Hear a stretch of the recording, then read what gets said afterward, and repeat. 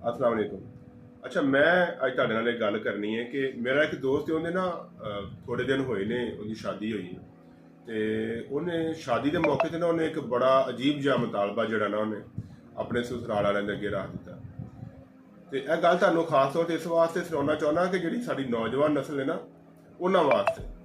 ਅੱਛਾ, ਉਹ ਜਦੋਂ ਸ਼ਾਦੀ ਦਾ ਟਾਈਮ ਆਇਆ ਤੇ ਉਹਨਾਂ ਨੇ ਜਹੇਜ਼ ਦਾ ਜੋ ਦੱਸਿਆ ਕਿ ਜਹੇਜ਼ ਭਾਈ ਤੁਸੀਂ ਲੈ ਕੇ ਜਾਣਾ ਤੇ ਕੀ ਬਣਾਉਣਾ ਹੈ ਉੱਥੋਂ ਬਣਵਾ ਲਓ। ਉਹਨੇ ਕਿਹਾ ਜੀ ਮੇਰੀ ਇੱਕ ਸ਼ਰਤ ਹੈ ਕਿ ਮੈਂ ਸ਼ਾਦੀ ਤੇ ਜਹੇਜ਼ ਨਹੀਂ ਲੈਣਾ। ਉਹਨਾਂ ਨੇ ਕਿਹਾ ਬਈ ਤੂੰ ਜਹੇਜ਼ ਕਿਉਂ ਨਹੀਂ ਲੈਣਾ, ਅਸੀਂ ਆਪਦੀ ਧੀ ਨੂੰ ਜੋ ਮਰਜ਼ੀ ਦਈਏ। ਉਹਨੇ ਕਿਹਾ ਜੀ ਮੇਰੀ ਜਿਹੜੀ ਇੱਜ਼ਤ ਔਰ ਮੇਰੀ ਜਿਹੜੀ ਗੈਰਤ ਹੈ ਨਾ ਉਹ ਇਹ ਗੱਲ ਗਵਾਰਾ ਨਹੀਂ ਕਰਦੀ कि उस वालदैन कोलों जहेज लवां जिन्हां ने अपनी सब तो कीमती चीज़, अपने घर की सब तो कीमती चीज़ अपनी बेटी जिन्हां ने मैनू दे दी है तो उन्हां कोलों हुण मैं जहेज भी लवां। तो उन्हें कहा जी मैं जहेज नहीं लैना, जे तुसीं जहेज देना है तो फिर असीं रिश्ता नहीं करना। बहरहाल माशाअल्लाह उनकी शादी हो गई, उन्हें सारा जिहड़ा इंतजाम सी घर उन्हें आप बनाया, सारा कुछ उन्हें किया। तो मैनू उनकी गल एडी अच्छी लगी कि मैं तुहाडे नाल शेयर करना, मेरा बड़ा दिल किया कि मैं तुहाडे नाल शेयर करा कि साडे मुआशरे दे विच धी विआउणी या बच्चा विआउणा किड्डा मुश्किल है।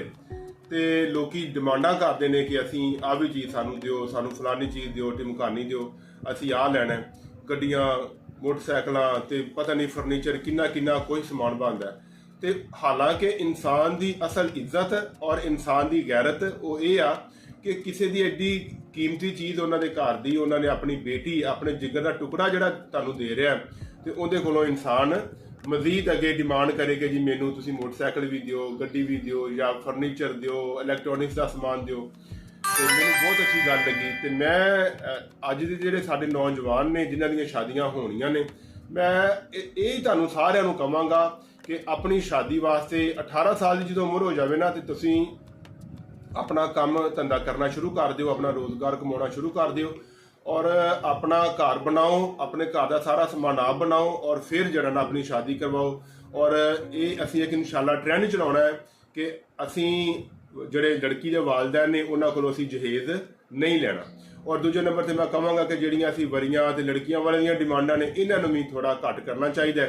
लेकिन मैनूं अपने दोस्त की गल बहुत पसंद है। अगर मेरी वीडियो देख रहा है नाराज़ ना होवे क्योंकि बड़ी सीक्रेट जी गल सी, पर्सनल मैं ना नहीं लिया, लेकिन फिर भी नाराज़ ना होवे। तो मैं चाहुंदा कि साडे मैं इस वास्ते गल सारे नाल कीती है कि साडे मुआशरे विच ये ट्रेंड चले कि जिहड़ी शादी है वो आसानी दे नाल और अच्छे तरीके दे नाल हो जाए तो किसी ते बोझ ना बने और इंसान की गैरत, इज्जत और उहदी जिहड़ी अना है ना या उहदी अनख है जिहड़ी वो यही है कि वो किसी नूं तंग ना करे तो अपनी शादी कर ले।